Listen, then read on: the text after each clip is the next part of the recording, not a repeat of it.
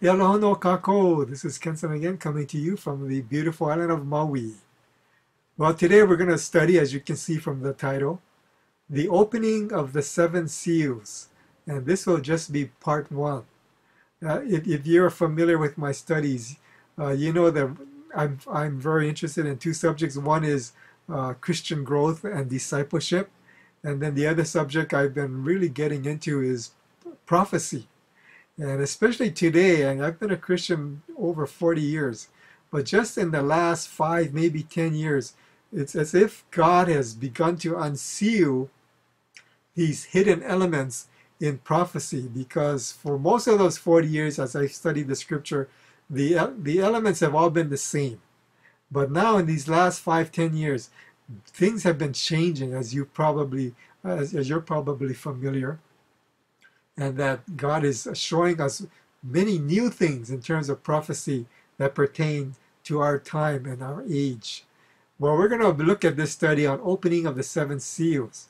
These seals, of course, are enclosing this scroll. I mean, I know the many Bibles call it a book, but in these days when John was, of course, receiving this revelation, they didn't have books that we know of, with 2 hardcovers and a spine and pages, maybe even numbering in the hundreds. That thing was invented later on when they had the printing press, or maybe even before the printing press. But in the days of John, in the first century, they had scrolls, and they would seal them like this to keep them secure. And so in the book of Revelation chapter 6, John begins to see the Lamb of God, Jesus, begin to open these seals, and the focus is all on these seals, and we're going to be looking at the seals, of course. But have you ever asked yourself, what are they sealing? What is this scroll? I mean, what's written on this scroll, both on the inside and the out? And so I have an opinion on that. The prevalent opinion is that this scroll represents the title deed of the earth, and that Jesus is opening it because now the deed is transferring from Satan to him. And that's a good interpretation, but I have a different take on it, and I'd like to review that to you at the end of part 2. I'm going to share with you my opinion on what this scroll is. But let's begin here. From the beginning here is Revelation chapter 6, verse 1. And there John says, "And I saw when the Lamb opened one of the seals, and I heard, as it were, the noise of thunder." And of course, you're probably familiar that the first 4 seals are these first 4 horses of the apocalypse. And so I wonder if what he heard was not the noise of thunder as in lightning and thunder, but the thunder of the hooves of these horses. And as we're going to see that these 4 horses are different colors: white, red, black, and oftentimes scripture says pale, but this horse in the Greek, the word is chloros, and this word chloros is where we get our English word chlorine, and the chlorine gas is often illustrated as being green, and but actually it's invisible, but it always seems to be green. So this horse actually would be a green horse. Okay? So let's begin with the white horse and look at who the possibility is of who this horse is, and the rider as well. Well, here it is. Revelation 6:2, "And I saw, and behold, a white horse, and he that sat on it had a bow, and a crown was given unto him. And he went forth conquering and to conquer." Of course, you see here in this picture, you can see who I'm alluding this horse to, and it is the founder of the Islamic faith, and that, of course, is Muhammad, the Prophet Muhammad. And you can see here this symbol that Islam has taken upon, and that is the crescent moon and the star, and this almost looks like a bowl and a crown right here. In fact, this symbol didn't begin with Islam, but it actually began with the Sumerian religions, which was centuries before Islam ever came on the scene. And in fact, this symbol right here, if you flip this crescent horizontally and then the crown on top, that was this was actually a crown right here, and it was worn by a Sumerian goddess, and it was also worn by the Egyptian goddess Isis, as well as the Roman and Greek goddess Diana or Artemis, as she was also known.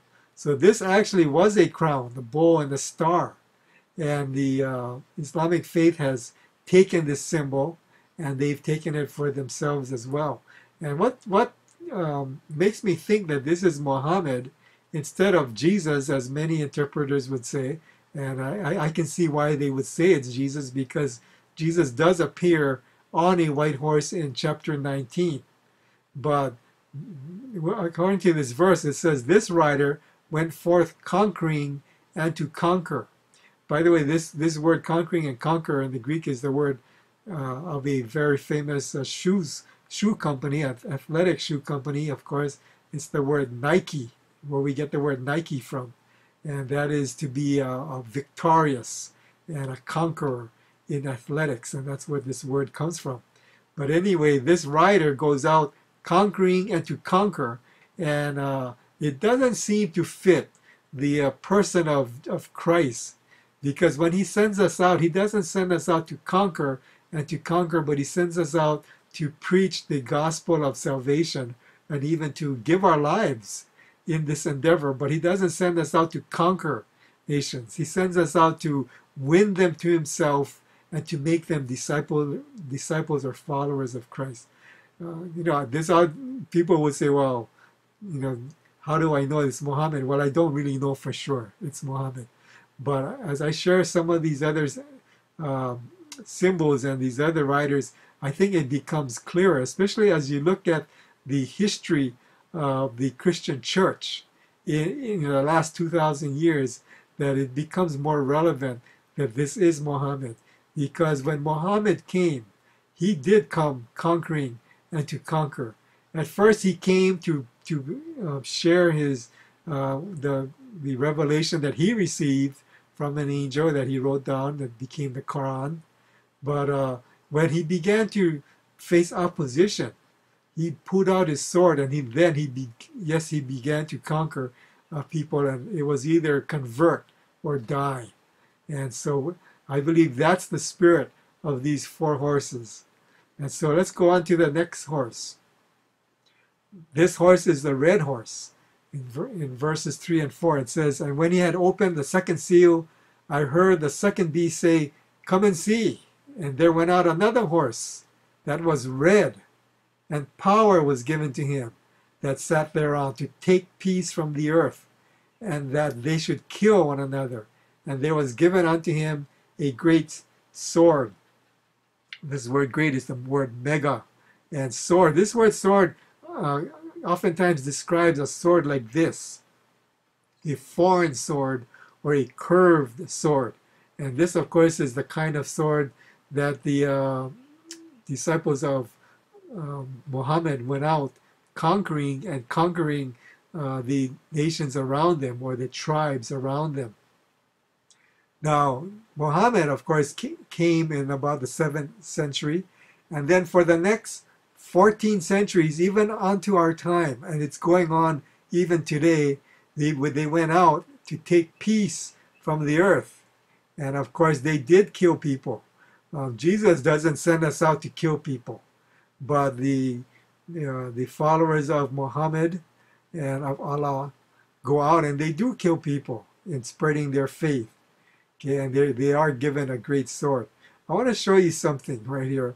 And this picture right here, this map, shows the Grand Holy Roman Empire. This is the combined empires of the Roman side, the Holy Roman Empire, and the Byzantine Empire at its height.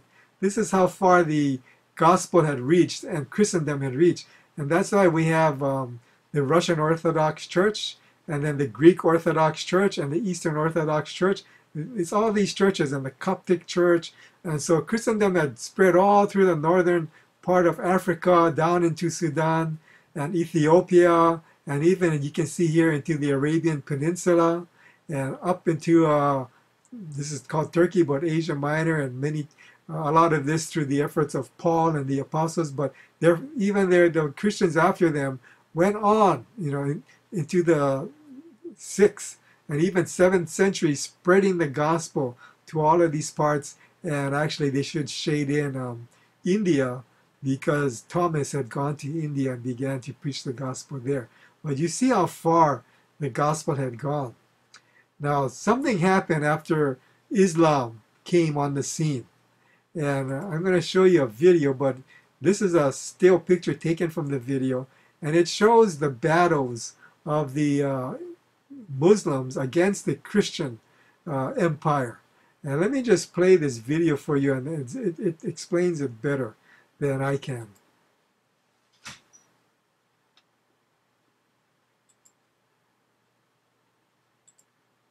And here it starts. Islam burst out of the Arabian Peninsula and immediately starts attacking the Middle East. And notice that it doesn't take long until they're crossing the Mediterranean and attacking southern France and Spain. All of the red dots are battles. Most people think of battles that Islam, they think of Arabs, Islam has they think of Arabs, they think of desert. And yet here we see that Islam is projecting power throughout the Mediterranean. Notice how the little islands of the Mediterranean are getting hammered. The navy of Islam would attack coastal towns, kill, rob, rape, and then take slaves. So this whole battle map, as it unfolds, you're seeing slaves being taken. Over 1 million slaves were taken out of Europe into the Islamic world. That's something you don't think about much, but it's absolutely true. There were over 200 battles fought in Spain alone. And we also see, however, on the east coast in Turkey, that Islam is trying to break into Europe. Now, what's going to happen is, in Spain, this ongoing fight that lasted for 400 years, is the Christians are going to push back the Muslims. But now then, what has happened over in the east is that Constantinople has fallen, and now then Eastern Europe is getting hammered. The jihad now comes to Eastern Europe. Right it's pushed out now of Spain. Northern Africa is now completely Islamic. The Middle East is completely Islamic. This is all jihad, relentless jihad. And why is it so relentless? Well, Muhammad was relentless in his jihad. And these people are good students of Islam, and so it's against the kafir, on and on.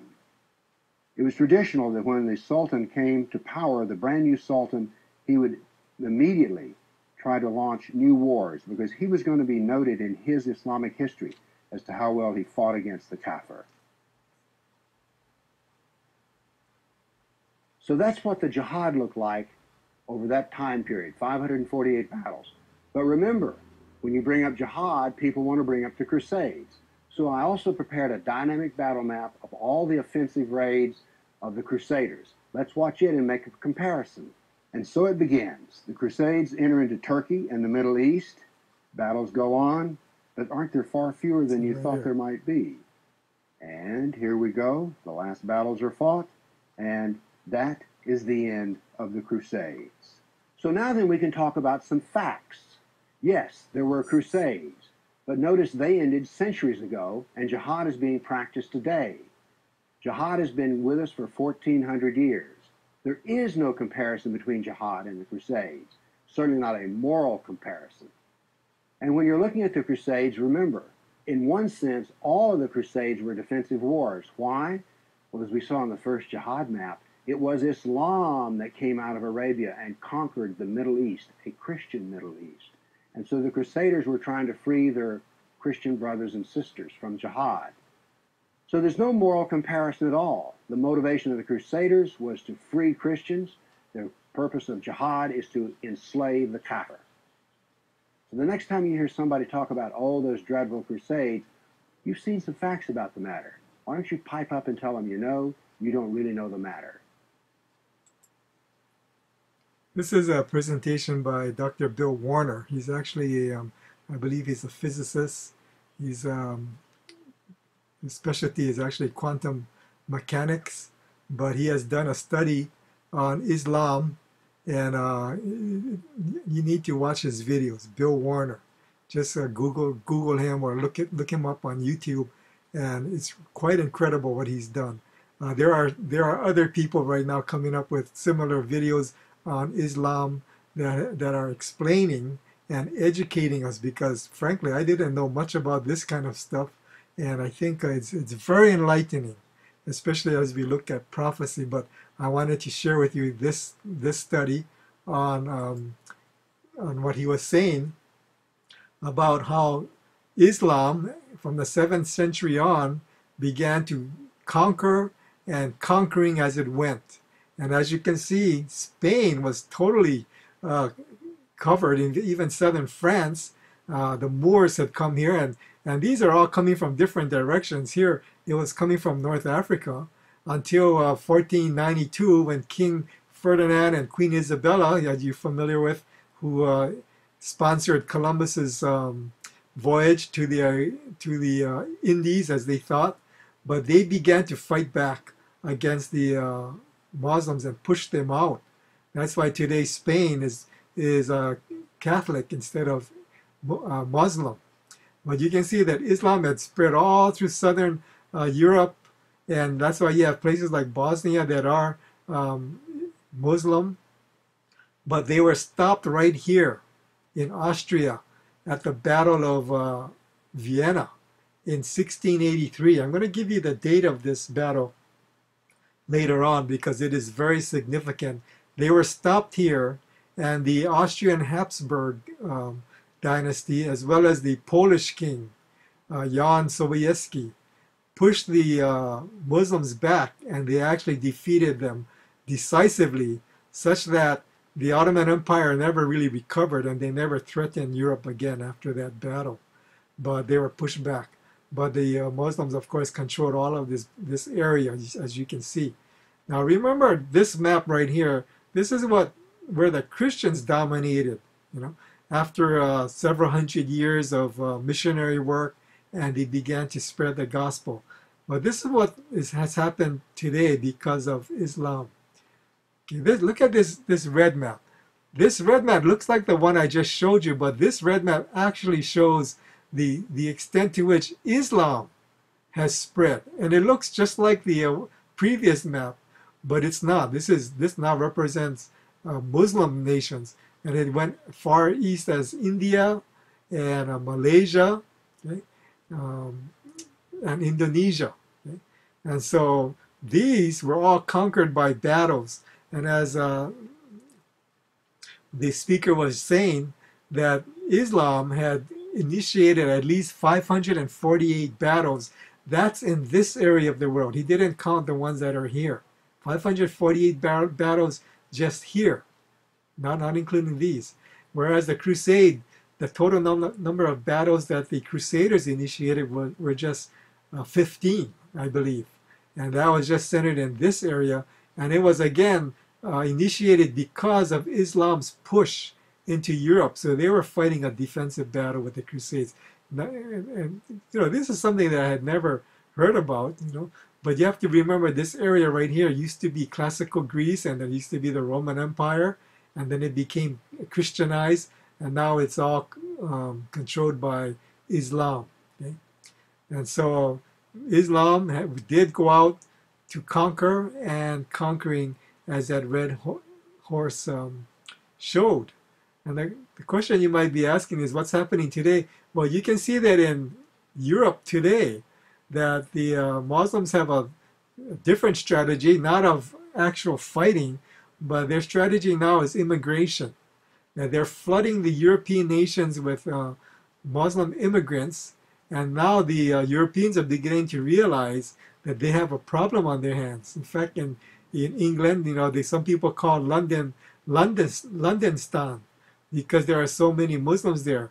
In Sweden, you hear of stories where Swedish people cannot go to certain places. It's a no-go place because the Muslims do not allow them to venture into those areas. And Europe has become a battleground by way of immigration. And you might be asking, well, what about America? We haven't reached that point yet. Yes, but what happened in America is a different strategy, I believe. In 2008, This young man, his name is Barack Obama, accepted the nomination of his party to be their nominee for the presidential election. And he did so at this rally in the Denver Broncos Stadium, which is where this picture is taken. And he had this very interesting backdrop for the stage. And many people were confused, or they were just, thought, what is this thing? These Greek columns and things. Well, it turns out that this is a facsimile of the temple of Zeus from Pergamum.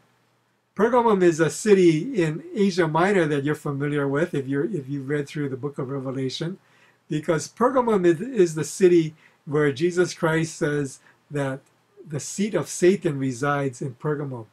And he was referring to the temple of Zeus that was in Pergamum. This backdrop is actually a facsimile of that temple, the temple of Zeus.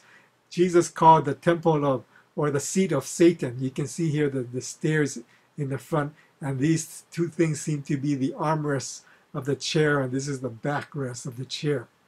And so I'm not sure why Barack Obama used this as his stage for his acceptance speech, but it might be very symbolic. And the other thing that was interesting is at this stadium, because it's Bronco Stadium, the football team's mascot is this white stallion, the Bronco, that is rearing up on its hind legs. And so as the candidate Barack Obama accepted their nomination, it was an ominous thing, because here up above the stadium was this lit image of the white horse. And so some people actually think Barack Obama is the rider on the white horse, but perhaps he was simply alluding to the white rider, which, as I said, is Muhammad. But what is more specific here is in 2012, our president, Barack Obama, spoke to the United Nations, and he made this interesting statement, that the future must not belong to those who insult the Prophet of Islam. Now, coming from the President of the United States, it is a very telling statement, because most people would have said America is a Christian nation, but here Barack Obama is kind of changing that. And he did promise to change America as we know it. And so in a way, he's turning us into a pro-Islam nation. And as you can see by some of his actions. Now, what's happening here? Again, we go back to this map. And as I showed you in the previous map that looked similar to this area was all red. And this area was basically what you would have called the Roman Empire. Okay? And it has now become partially the Holy Roman Empire, as it was known back then. And then the other part is this, the Muslim Empire. This would be the Byzantine area. Okay? And it reminds me of this image right here. This is the golden statue that Nebuchadnezzar had a dream of. This is found in Daniel chapter 2.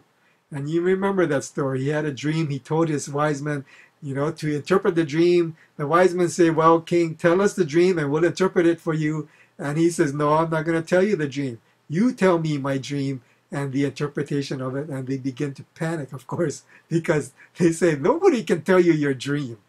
And so they begin to panic. But fortunate for them, there was someone among their company, and that person, of course, was Daniel, as well as Shadrach, Meshach, and Abednego. They were part. And so Daniel tells his three companions, pray and ask God to reveal to us his dream. And God does reveal the dream, and Daniel goes before King Nebuchadnezzar, and he tells him that he had dreamt of this magnificent sight of this statue, head of gold, chest and arms of silver, belly and thighs of bronze, legs of iron, and feet of clay and iron. And of course, the common interpretation, and I believe this interpretation is true, is that the head represents the Babylonian Empire, because Daniel told him that, told Nebuchadnezzar that he was the head of gold. And then after this, we know from history that the Medo-Persian Empire arose. You know the story of Belshazzar and the disembodied hand that wrote on the wall. Okay? and brought in the Medo-Persian Empire.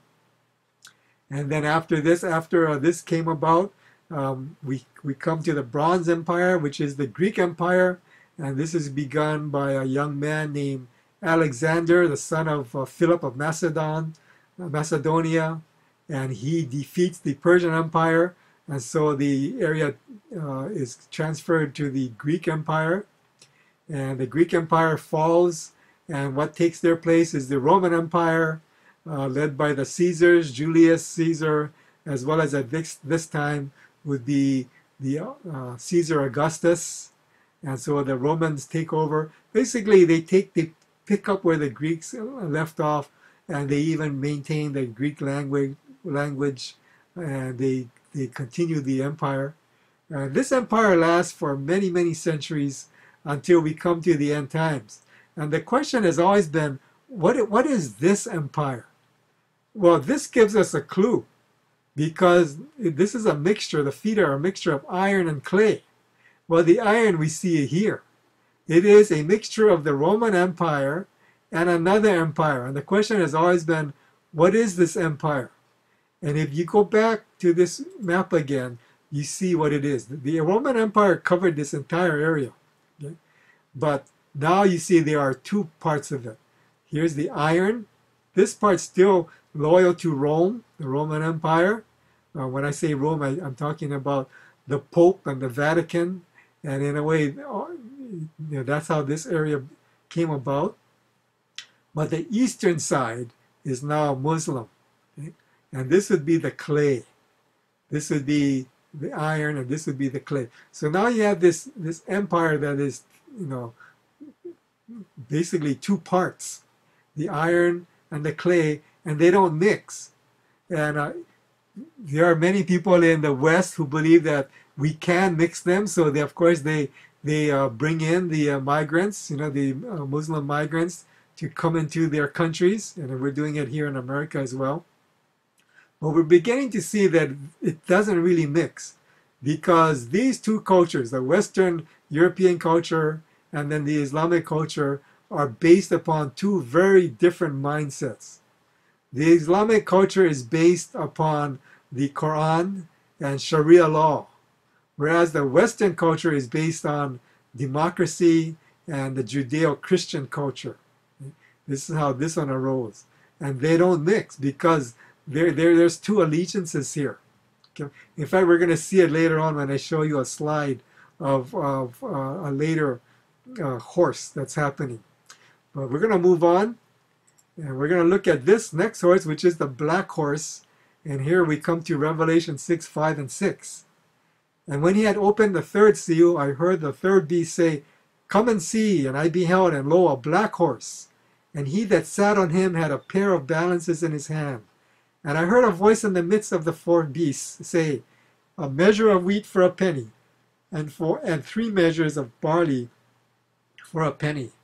And see thou hurt not the oil and the wine." This, as most interpreters would say, has to do with economic power or trading.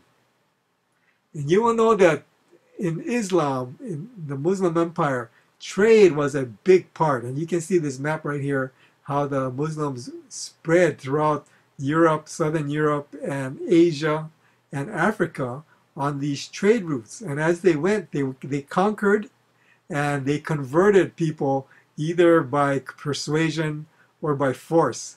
You're familiar with, of course, with the camel caravans, as well as the dhows. That they would use their dhows to travel along the coast, and they would trade all the way to China and Indonesia and Malaysia and India and through here. Okay, and so the Muslims were great traders. I mean, they were masterful at that.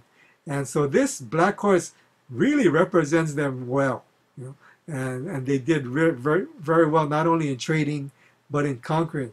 I find something really interesting here, and it says in the last part of this passage, "See thou hurt not the oil and the wine."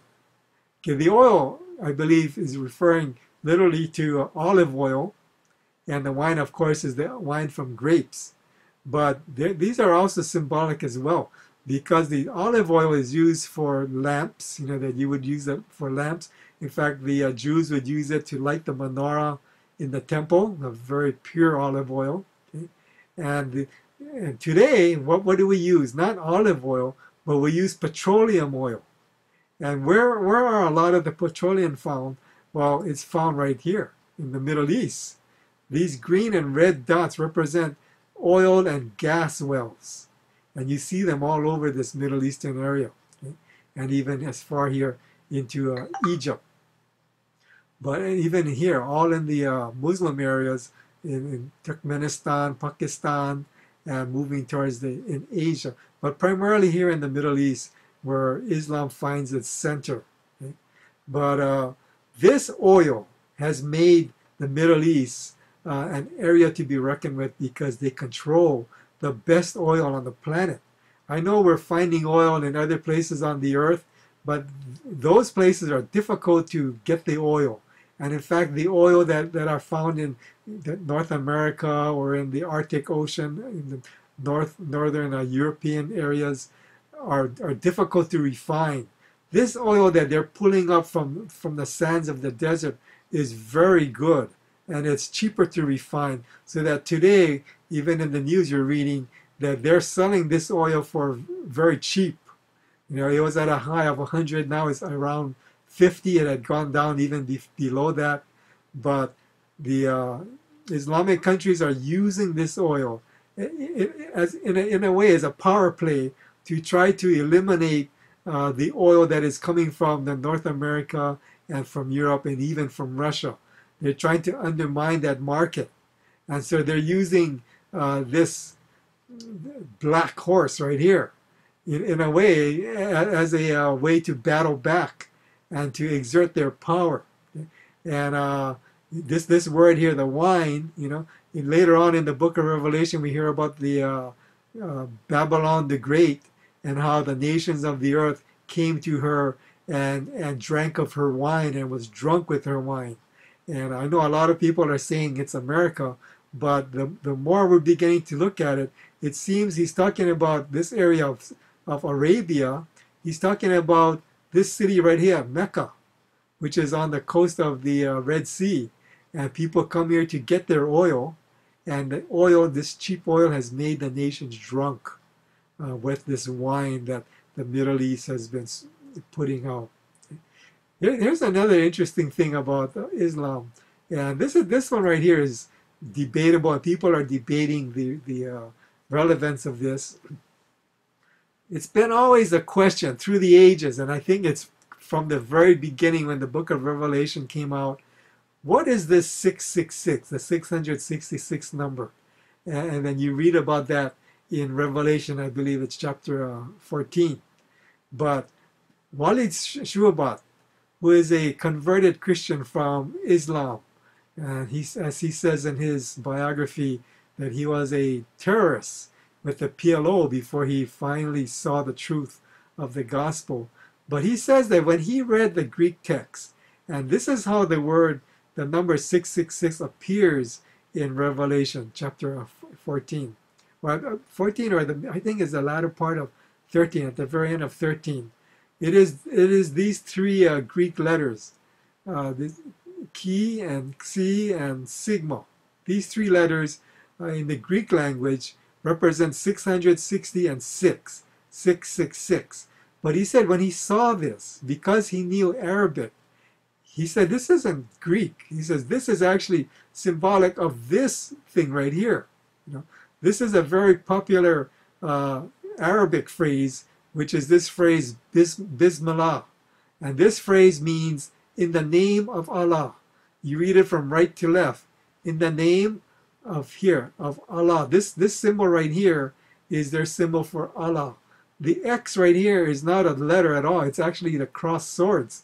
And you see this symbol, you can see it on people's headband, as you see it here.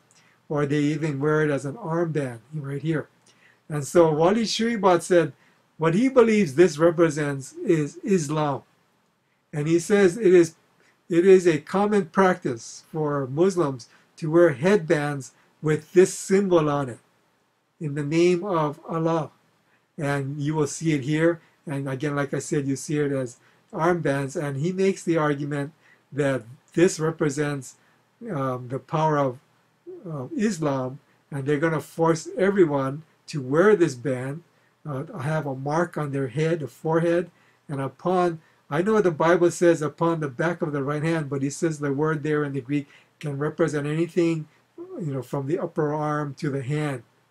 And so he says, and you're probably familiar, that this is what it's talking about, that this is the name of the beast. It is Bismillah, the name of Allah. Okay?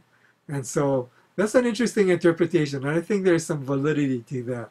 But it fits in hand with this black horse that Islam will control economically this area, and it will come to a time when the only way you can buy and sell if you live in this area is if you are a convert to Islam, and they will know that by the headband or the armband that you're going to have to wear with the 666 Bismillah phrase, Arabic phrase, in the name of Allah.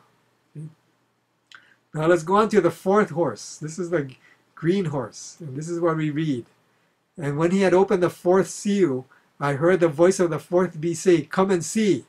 And I looked, and behold, a pale horse. Again, like I said, the Greek word is chloros, meaning green horse, and his name that sat on him was Death, and hell followed with him.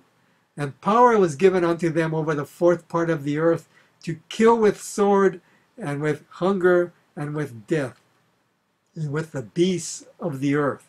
Okay? This horse right here, the green one, brings death and basically war to this area of the world where this horse is released. And here we're looking at this horse right here. Now, throughout the history of Islam, from the 7th century even to the present day, as I showed you with the maps, it has been in battle with the Christians and the Jews. And we saw that in the maps of the battles. But something happened on this day that this picture symbolizes. And of course, you all know what this picture is. It is symbolizing the events of 9/11. The year is 2001. Remember, I talked about this map right here, talking about the battles of the Muslims as they push their way into Europe. And I told you this is the Battle of Vienna, where the Habsburgs and the Polish army stopped the advance of the Ottoman army, and they pushed them back. This battle again was fought in the year 1683, and the date of this battle was September 11th, 1683. September 11th. The people of Islam are very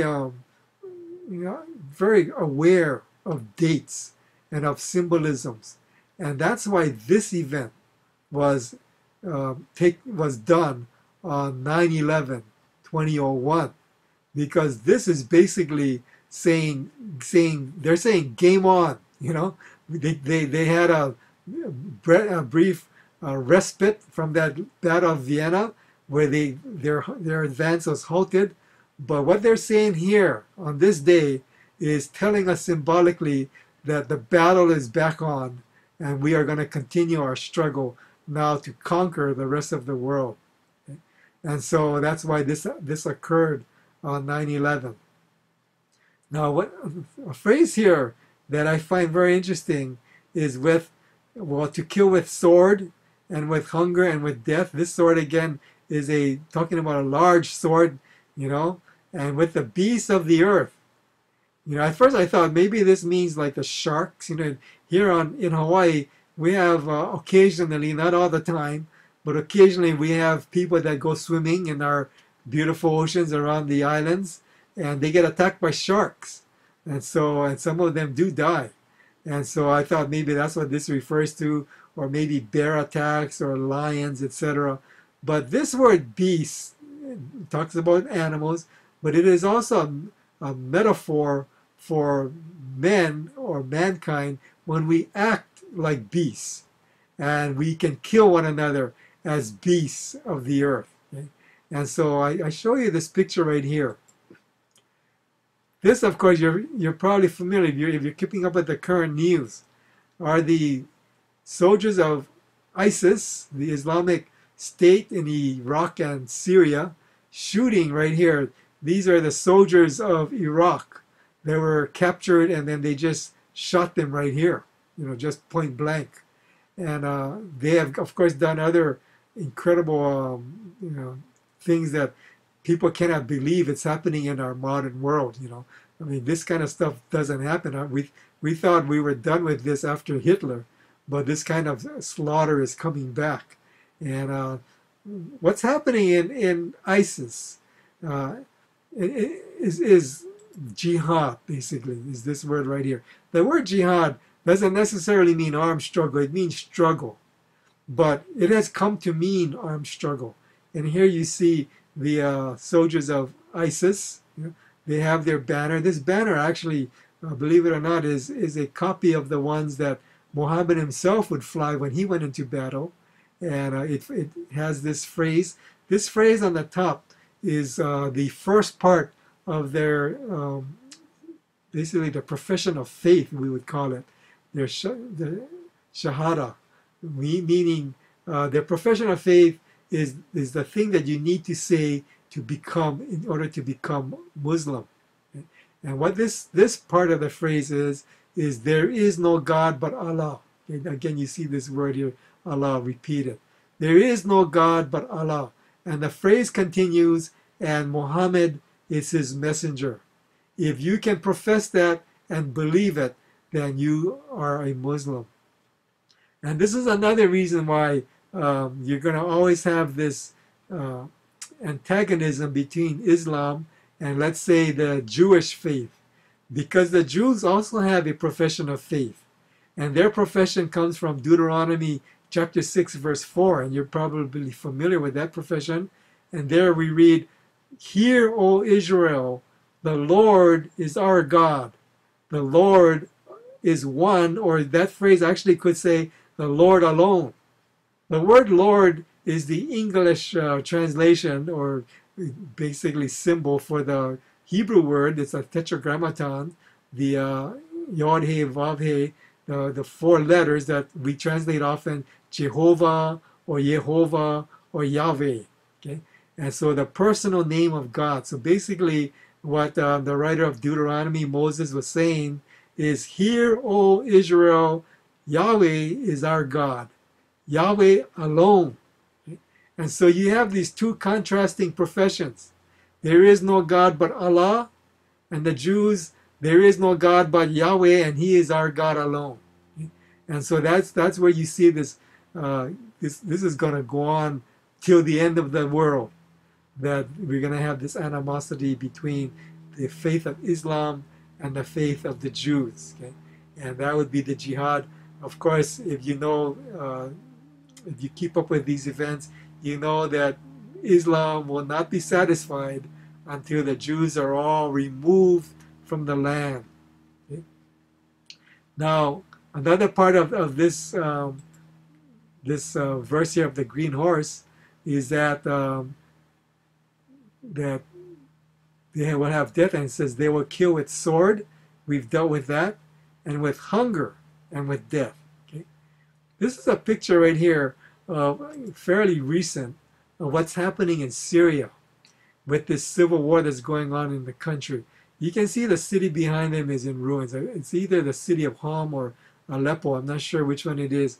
But these people are the former inhabitants of the city, and basically they're starving. And the reason they're all here jammed on this devastated street is the relief agencies have come with food, and they're lining up to receive that food. These people are hungry, and so you can see this as a fulfillment of the green horse.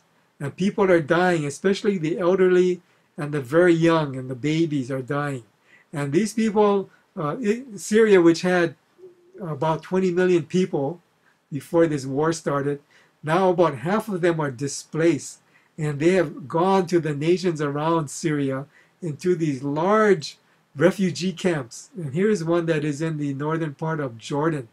And this picture doesn't even shows the entire breadth of it, but there are literally thousands upon thousands of refugees at this camp, and there are several other camps like this around the nation of Israel, of Syria, where these people are going to try to get food and shelter and to survive. Now, you know that in this area of the world, it gets really hot in the summer, and in the winter, it gets very cold. And so these people are really struggling, and that green horse is happening right here, okay? Right here. Now, we go on to the fifth seal. And when he had opened the fifth seal, I saw under the altar the souls of them that were slain for the word of God and for the testimony which they held. He's talking about the believers, okay? The believers who are killed, and we often call this fifth seal is the seal of martyrdom. This picture here is also a fairly current picture, is when the soldiers of ISIS took these Egyptian Coptic Christians to the seashore, and then they executed all of them by cutting their heads off. And this is the removal of the fifth seal. This has been going on from the very beginning, from the 7th century, when the white horse rode out to conquer and conquering, and the red horse took away peace from the earth, and then the black horse controlling the world with economics, and the green horse spreading death and famine, and the beasts of the field. To do something like this, you have to be pretty, I mean, this is about as bad as you can become as a person, that you can actually cut the head off a person who is still alive. Okay? And this would be death by the beasts of the earth. Okay? And so this is what's happening. And there are other pictures I could have put on, but I just couldn't do it because it was too difficult. And I'm gonna show you something. If you Google this, ISIS atrocities against Christians, if you Google this, you can come and push on the images. You will see pictures that'll just break your heart, that are very difficult to look at, especially of the children and the babies who are killed in this civil war that's going on by these ISIS soldiers. And it is, I cannot even look at those pictures. It's so horrible. And this is the only one that I would show right here on this presentation. But if you really want to see how these people have become like the beasts, you need to look at these pictures. And the question you need to ask is, what is causing them to launch this jihad? What is causing them to do that, to act like that? And the answer is that their religion actually demands it. If you read the Quran, and I know the passages about more tolerance in the Quran, but these passages are superseded, and they're actually abrogated, or they're actually replaced by the newer passages from the section of the Quran that Muhammad wrote when he was in Medina, and these call for the death of the infidels. And so that's why these soldiers, these are the passages that these soldiers hold to. And then the other thing about jihad, in Islam, if you want to guarantee your place in paradise, okay, there's only one way to do it. Even if you follow the 5 pillars of Islam and you prayed 5 times a day, you went to the Hajj, and you walked around the Kaaba, and you gave alms to the poor, and you did everything that is required of you, that still did not guarantee you a place in paradise. Allah could still prevent you from getting into paradise. There was no guarantee except one way, and that is if you die in jihad, if you die performing jihad, fighting in jihad. If you die in jihad, now you are guaranteed to enter paradise. That is the one way to guarantee your salvation. In Christianity, I've helped many Christians how to be sure that they're Christians. You don't have to kill anybody. You don't have to die in battle. It is your faith in the gospel of Jesus Christ that guarantees your salvation in Christianity. But in Islam, It is to die in battle, which guarantees it. And that is why they are committed even to blow themselves up, to sacrifice their life, because in that death, they're guaranteed to enter heaven. The last time we saw something like this was during World War II, when the Japanese would do their kamikaze attacks on the Allied ships, as well as their banzai charges against the Marines, on these islands as they went from island to island, because the Japanese were committed to their emperor. And banzai, the word banzai in Japanese doesn't mean praise the emperor, it doesn't mean anything like that. It means 10,000 years. And it is equivalent to the English, especially the people in England who yell out, "Long live the Queen," or "Long live the King." It's equivalent to that phrase. And so when they say banzai, they were saying, "Long live the emperor," okay, symbolically. And they would die for the emperor. That's why when General MacArthur finally came and occupied Japan, the first thing he did was he forced the emperor to vacate that position as a god. Well, the Islam has a similar idea where they're fighting for their prophet, Muhammad, as well as dying for their God, Allah. And in dying for him in jihad, they guarantee their place in paradise. Well, you're saying, well, I'm still not convinced that these seals represent Islam. And I know I'm not going to convince anybody, unless God shows that to you as well. But I just thought this was an interesting symbol right here.